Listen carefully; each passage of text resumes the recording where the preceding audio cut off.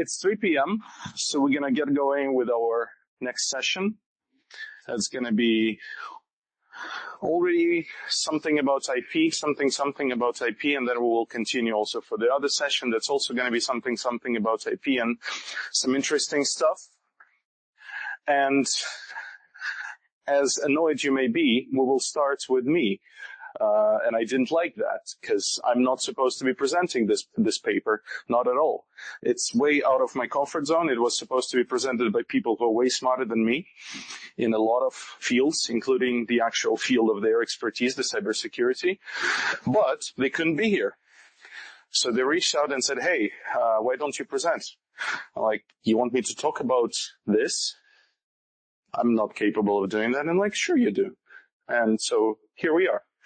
You'll have to bear with me through this, and I will try to give enough meat and potatoes for you to be able to appreciate the work that our colleagues in the media cybersecurity team have done. In particular, Milan. He is an exceptional penetration tester.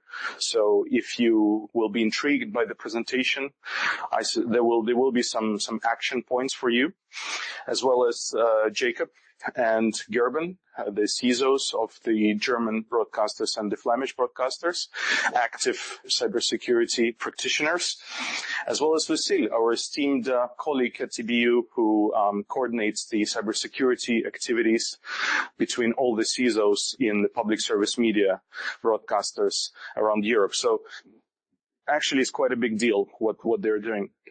And they asked me to start by showing you a short video.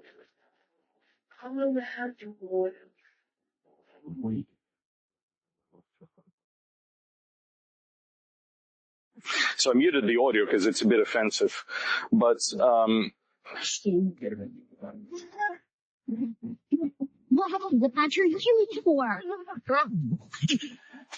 did you know there is a dedicated TV channel for toddlers? And that TV channel was hacked about 3 months ago, and Russian military propaganda was aired for about 3 minutes on a toddler TV channel because they were able to hijack their transmissions. So stuff that we're talking here is quite important, is quite relevant, because we never know who will be the target. When we would think that, okay, a TV channel for toddlers is probably not the prime vector for such sophisticated attacks, but yet here we are. Because if you can influence young minds, you can influence the next generations, and they will start asking questions, and who knows where those questions lead to. So before we go further, a quick survey to wake you up a little bit and also get you in the mood of the conversation. Who in the room identifies as a vendor, supplier, or manufacturer? Okay, good. As a vendor, supplier, or manufacturer, do you have a public vulnerability disclosure policy, or at least some contacts that are available to public if they find some issues related to cybersecurity in your products? So show of hands. Okay. And which of the following are you employing? Do you have a proper CVE process established in your organization? Does this even make sense to you? What CVE is? And okay. Do you have internal, some sort of a customer-focused informing mechanism? Okay. Do you mention security issues addressed in your firmware releases? Okay. Is there someone who will say, no, I'm not doing any of these? I should have counted the hands and then did a correlation, but I will give you that. And do you do proactive security testing? Proactive penetration, or, okay, there are some, okay, good, that's better than expected. So, the reason I'm asking this is because this research that I will be talking about, and by the way, I certainly encourage, if you're going to be looking through the papers, look for this one, because there is an excruciating amount of details about how this research was conducted, what the team actually done, and what can you do about that I will not be able to deliver a deserved level of credit in my presentation, but I will try to at least guide you in the right direction and make some call for action. The guys in the team sat together about a year ago and thought, okay, we've been doing some security assessments with regards to move from SDI to IP. We've been doing some assessments with the JTNM program, but how did the market react? Did we actually reach our goals in terms of educating the industry that it actually is much more relevant to you than you think, and you're exposing your devices more than you did before when you were doing purely SDI?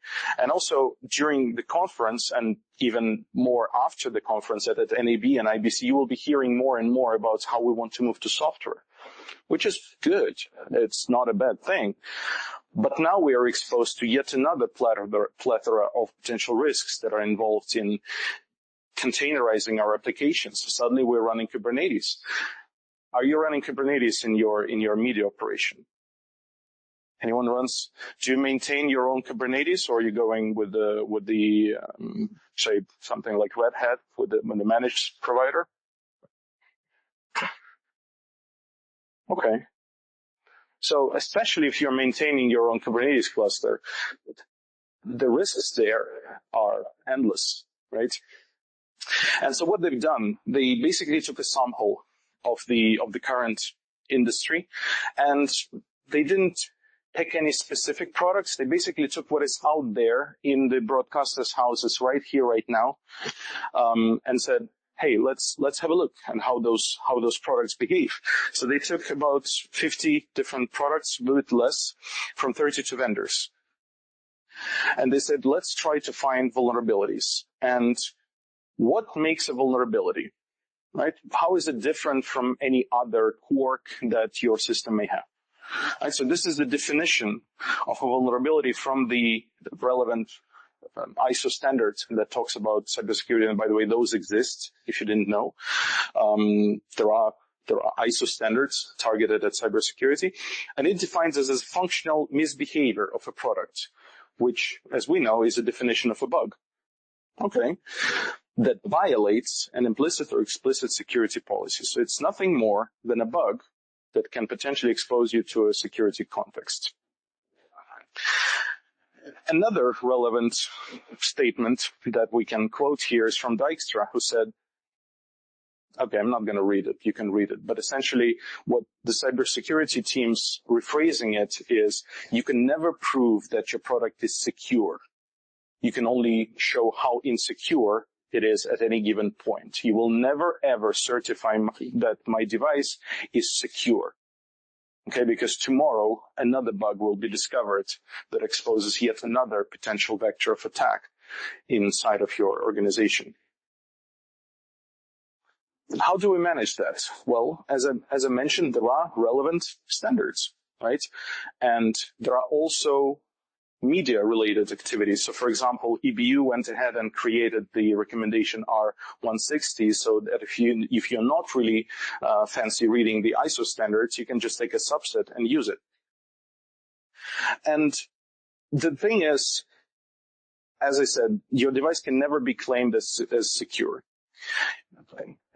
A vulnerability will be discovered. It's not a matter of if, but a matter of when. And most often than not, that vulnerability will be discovered by a third party, not by you, not by your QA. As sad as it is, it will be discovered after the release, especially very early after the release, and it will be discovered by someone in the field who will do something unorthodox, and suddenly your device is wide open. And then it is a question of how you react to that. And there are multiple ways how you can react to that. So normally, after we discover a vulnerability, what happens? You receive a vulnerability report. That's a loaded statement on its own, right? And that will be part of our conversation today. How do you receive that report? Well, maybe there were some security assessment that was running by a broadcaster. Maybe they ran a penetration test in their facility, and suddenly they discovered that there is a backdoor that is wide open to potential threat agents to enter the facility through your device. Okay?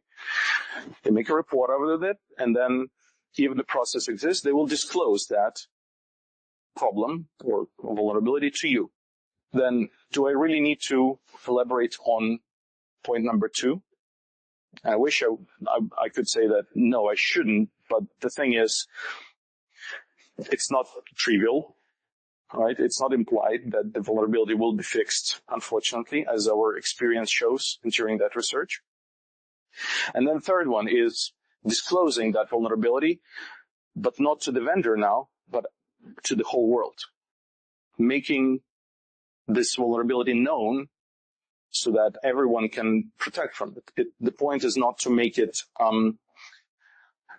exposable or more accessible for the hackers, but rather to make the engineers aware that this risk exists so they can work around that.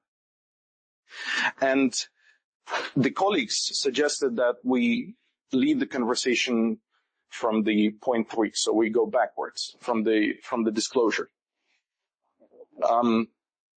Anyone familiar with the CVE process?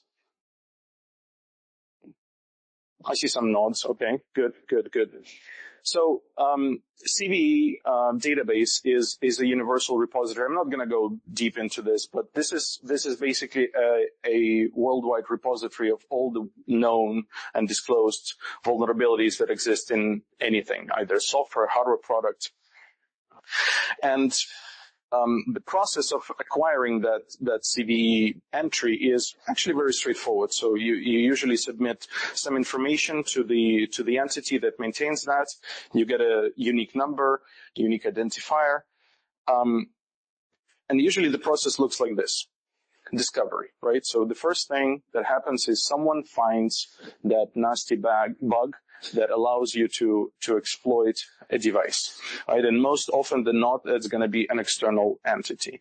It either can be through malicious act, or through routine security checks, or through a penetration testing initiative, or just general kind of if someone happens to be curious about unorthodox way to use an API.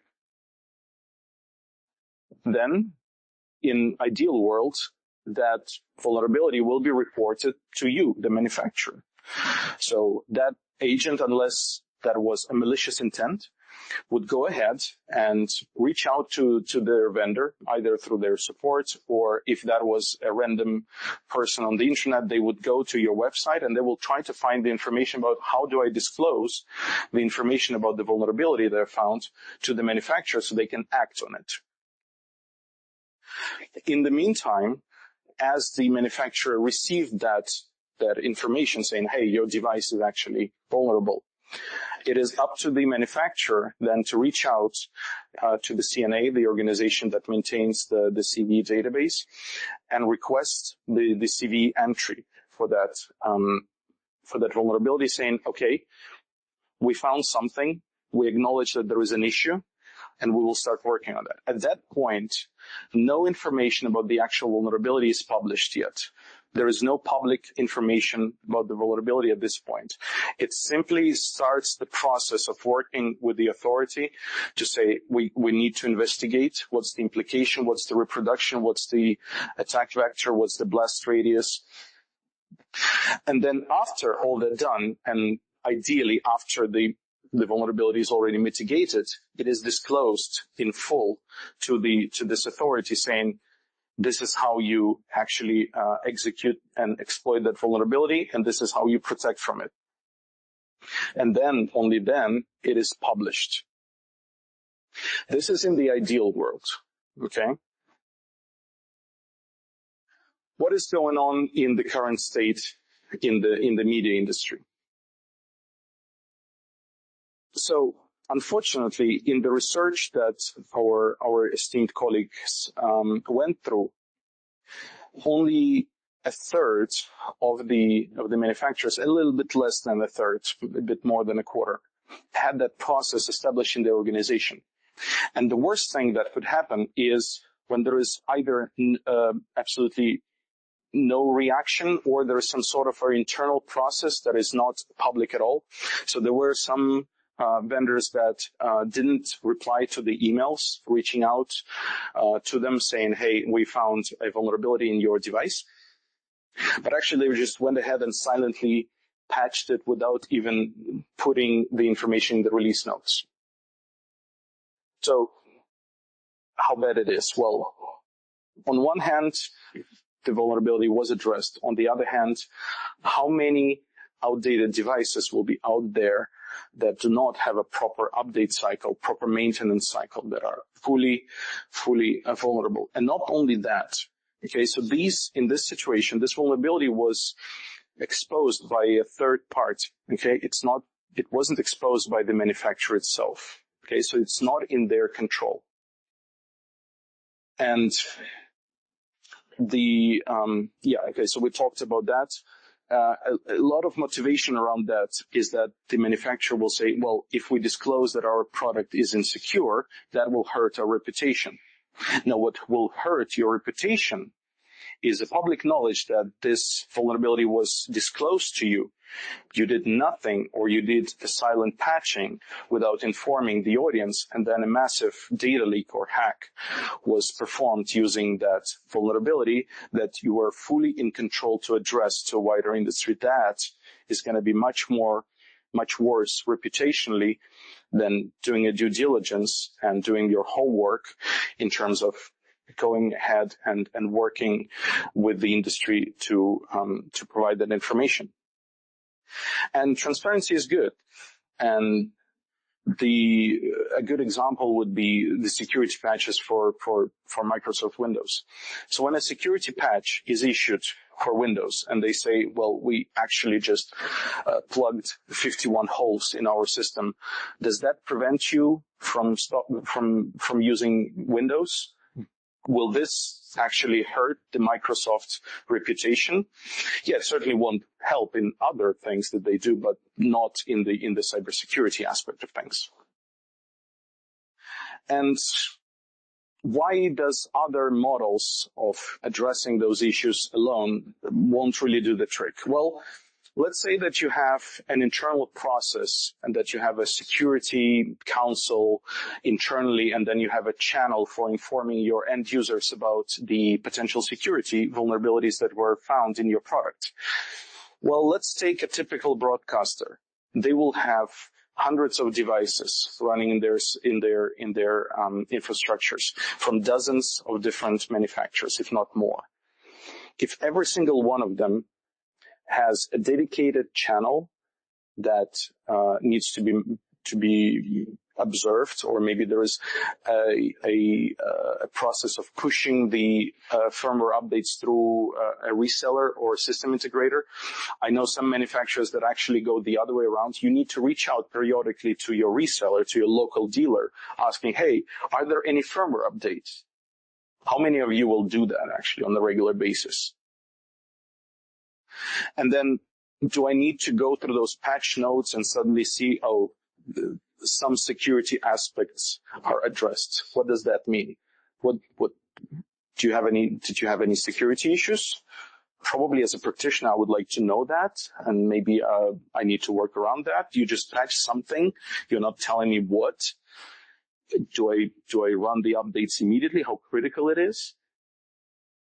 And on contrary, the CVE database is ambiguous.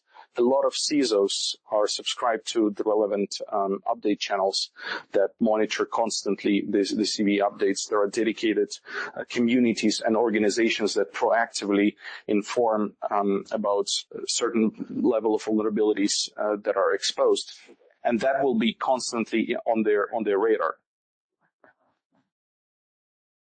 So, normally, as we work now through the disclosure process, through the publication process, now we need to disclose. Okay, if you happen to found a vulnerability in some device, how you address that? Well, there is a standard for that. Guess what? There is an ISO standard that says how you should be disclosing the vulnerability to the manufacturer. And that is the standard that will be followed by the Microsofts, Apples, and Adobes of that world. And that actually provides a framework of how you have that process established in your organization. And in the worst case, what you will have is a hidden file in the root of your public website that will have something like this, something like a contact list that says, if you found something, reach out. And that is actually also can be part of your bug bounty program. So a lot of manufacturers, especially in the software world, would actually encourage this process by rewarding and giving recognition, acknowledgements to those individuals who found issues in their systems. And they take pride in fixing those and saying, yes, you found something. Here is your paycheck. Here is your acknowledgement. And we're proud to work with the community now to work around that because we want to be transparent about it so that our products are more secure. And what do we have in the media world? Well, it's right in front of you, right? So most of the vendors that were tested had no public contact for that sort of issues. Okay, only 3%, and that was, let's see in my notes, out of 32 media system vendors, 26 had no information published on their top-level domain or website. Out of the 6 remaining 5 published a security file that it was accessible through their website, and the rest had absolutely no information whatsoever about where do we reach out if we found an issue with your system? So I'm in operations. I have found a threat. I found the way to escalate my privileges in my device. How do I let you know? Okay, I can reach out to support. Maybe it will get escalated to level 2 support. Maybe not. Maybe they will say, oh, you know what, just disconnect your box from the internet. And why it is important? Well, as I said, at that point when the vulnerability is discovered, it's out of your control unless you take ownership of the issue. Because the process itself is that if you do not have that coordinated, the CVE reporting process, then it's up to that third party to work with the CNA and publish that report. Okay, so the vulnerability will be disclosed. It will become public, but not on your terms anymore. So instead of working on resolving that issue before it gets published, what's going to happen, it will be just published. And the thing is, in the CVE, you won't have CVE as the first instance where the vulnerability is published. It actually needs to be either on your website or on someone else's blog, for example, that will actually explain how that vulnerability was exposed, what led to the conclusion, what are the implications, what is the potential threat vector and blast radius, and how you exploit that vulnerability. And that is important because this is the list of the CVEs that were published without the involvement of the manufacturer. And the list, obviously the vendors are hidden here. We're not going to shame anyone. But the list for the initial scan of the database was taken from the SMPTE membership. So those are corporate SMPTE members that are manufacturers. Okay, and we just went ahead and we looked through the CVE database with that filter applied to see which of those were published without the vendor's involvement. And some of them, as you see, are level 10. So that is as severe as it gets. The cool thing is that one of those high threat, high risk issues was there for 5 years. For 5 years, that CVE was on the website. And when they reached out to the manufacturer had no idea that a vulnerability was exposed for 5 years in a public domain with the code absolutely openly available on GitHub on how you exploit that particular vulnerability. So if it is found, and you better hope that it's found by a good actor and not a threat actor, they will want to work with you proactively so that you find a way to mitigate that and you find a suitable way to present it to the industry. And then you are in charge of what kind of wording you use, how you frame it, how you present the message. And if you're not accessible, there is no security contact, they won't bother going through a generic info at whatever. They'll just go to CME and they will just publish it. And then you're not in control. You do not own that anymore. It will get public. So a little bit of facts. What we found in the security, the team, I cannot take credit for any of that research, unfortunately, as much as I would like to. What they found out there in the wild, actually working right now in the premises and in the infrastructures of our EBU members. Out of 48 boxes, they found 31 vulnerability that was not addressed, and some of them, 24, were very critical. So the CVS score of more than 7, it is extremely, extremely critical. Only 11 of those issues were fixed. And as you can see, only 6 vendors had the way to inform them to disclose that, and only 3 followed the CVE process. The rest was disclosed, and it's publicly out there. And if you're on that list and you know that we've contacted you, just know that the information is now public, and you'll have to work with that and live with that. Most of the vulnerabilities, unfortunately, were not linked to media applications, and that is the irony, right? You can employ the best possible FPGA engineers out there. Your SDI implementation will never, ever be the target. But if your implementation sits behind the Linux-based front end that you just deployed without hardening and securing, and your Linux box in the control plane happens to run an unprotected email server that you didn't bother to disable, that email server will be exposed and will be exploited for malicious acts in the future. And so 24 out of those vulnerabilities were linked to web interfaces. Okay, so it's either cross-site scripting or SQL injection or privilege escalation, but it had nothing to do with the actual media function. So most of the attacks were done through the control plane, something that most often than not will be exposed either to internal network or even to public internet, which is often the case. And so the conclusion there is that we can do better than that. And we should, and we must do better than that. Yes, the ISO standards are not trivial to implement. They are hard, they're long, they're sophisticated reading material, but we made it easier for you. So the EBU actually went ahead and created a subset of those documents. So EBU recommendation 160 and 161 are the ones that you're interested in. 160 explains the requirements, and 161 explains the process that we are asking from the media organizations and the manufacturers in the media industry to follow, so that we are able to work with you and work on mitigation of those security risks. We make it even easier for you. The EBU have created a non-profit organization.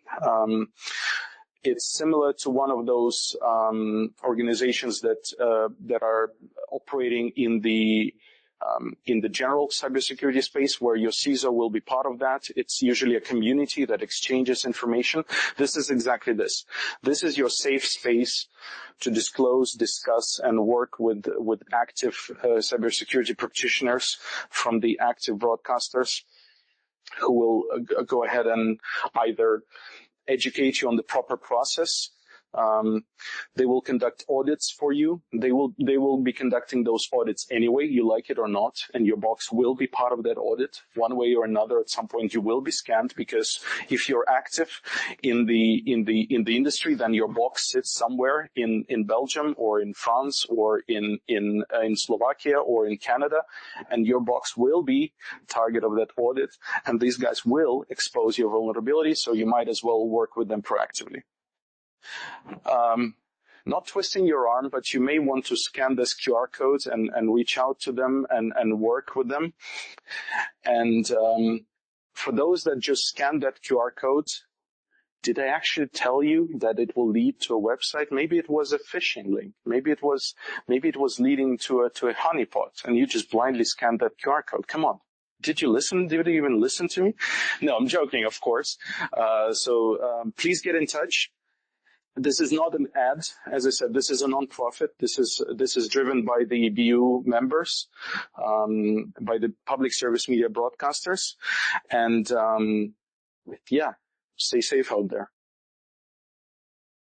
I think we ran out of time for this one, but any questions before we go to the next? As I'm also the moderator, it's a little bit awkward, so I will at some point step down as a speaker and go into the moderation mode. But if there are any questions on that, happy to talk to you. Also, someone you may want to talk to is Dr. Hans Hofmann there in the middle, who is one of our senior persons in the EBU overlooking those activities.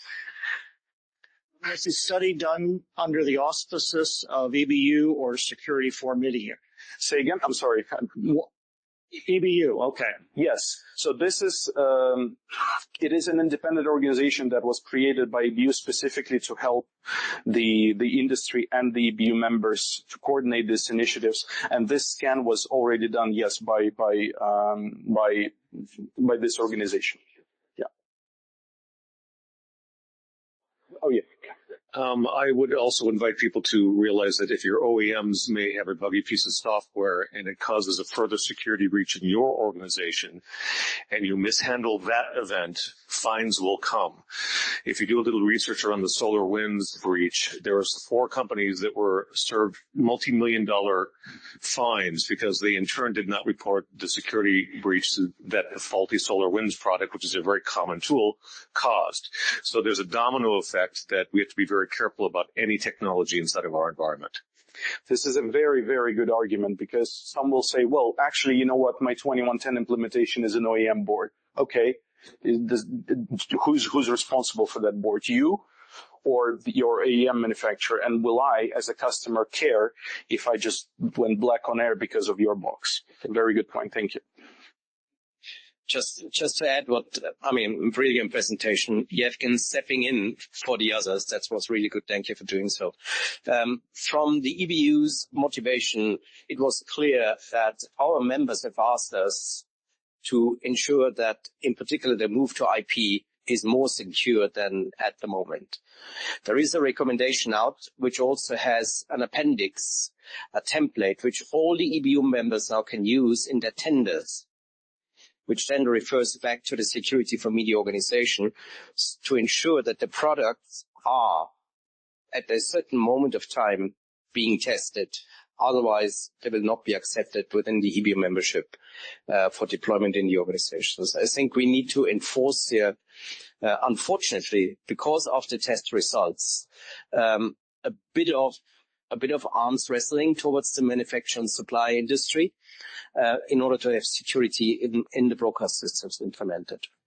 So that's one thing. The other thing is that we will also expand the association probably, and you will see this when you go to the website, into other areas such as C2PA, authorities, and so forth. So we have a bigger picture already in mind here, simply because of the fact that so much is going on, which is threatening broadcasters in their operations. Thank you very much, Dr. Hofmann.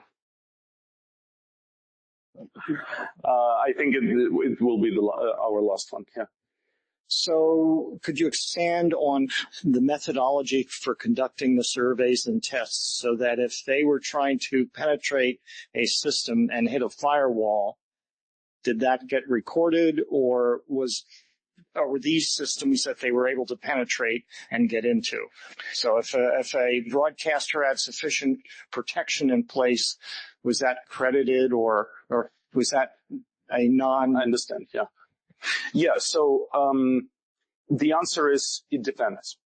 Normally, you need to understand that nobody plays by the rule when they actually want to exploit your system, right? Nobody will oh, you know what, I'm gonna first send my playbook on how I will execute my attack to the manufacturer and to the potential threat, and then we're gonna play those cat and mouse game. No, it doesn't work like that. And then in terms of these particular tests, what I mean by it depends is the environment in which the penetration tester will operate depends on the framework that they've established with the client.